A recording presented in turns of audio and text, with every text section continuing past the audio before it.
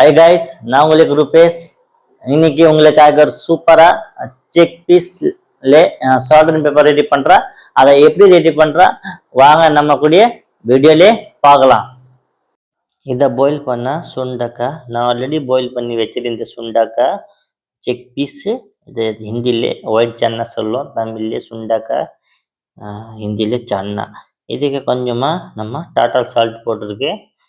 Salt போட்டு அவ்வளோ போடக்கூடாது, மீடியமாக.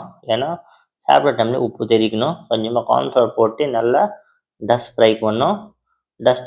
டஸ்ட் பண்ணி ஒரு கடையில் ஆயில், ஃப்ரெஷ் ஆயில் போட்டு ஆயில் நல்லா சூடாயிடுச்சுன்னா அப்புறம் அந்த ஸ்டேஜ்க்கு நம்ம சுண்டக்காய், ஒயிட் சன்னா, செக் பீஸ் எல்லாம் ஃப்ரை பண்ணோம். நல்லா 2 to 3 minutes உள்ளே நல்லா ஃப்ரை ஆகிடும். நல்லா கிறிஸ்பியாக ஃப்ரை ஆகிடும். டஸ்ட் ஃப்ரை இது சூப்பராக இருக்கும். சூப்பராக கிறிஸ்பியாக ஃப்ரை ஆகிடுச்சு.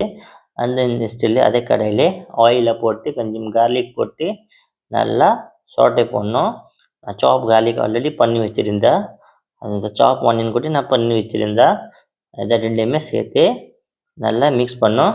இதை 3 டைப் கேப்சிகம், பட்டை மிளகா போட்டு நல்லா மிக்ஸ் பண்ணோம்.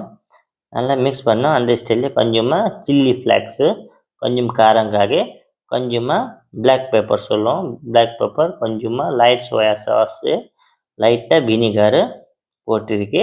அப்புறம் சன்னா போட்டிருக்கு. அப்புறம் நல்லா மிக்ஸ் பண்ணோம். அந்த ஸ்டைலில் கொஞ்சமாக உப்பு போட்டிருக்கு. லைட்டாக வெஜிடபிள் ஆர்மேட்டிக் போட்டு சொல்லுவோம், அதை கொஞ்சமாக போடணும் டேஸ்ட்காக. இன்னும் அப்புறம் நல்லா மிக்ஸ் பண்ணோம். சூப்பராக மிக்ஸ் ஆயிடுச்சு. நல்ல கலர் கூட வேறு லெவலில் ஆயிடுச்சு. இப்போது பிளேட்லேயே போடலாம். ஒரு பிளேட்லேயே போட்டிருக்கு. இதான் சால்டன் பேப்பர். சூப்பராக பிடிச்சிருங்கன்னா லைக் பண்ண, ஷேர் பண்ணோம். நெக்ஸ்ட்டு இதை லேம்ப்பு, இதை சைனீஸ் லேம்ப் எப்படி ரெடி பண்ணுற ஃபுல்லாக ரெசிபி சேனல் சப்ஸ்கிரைப்.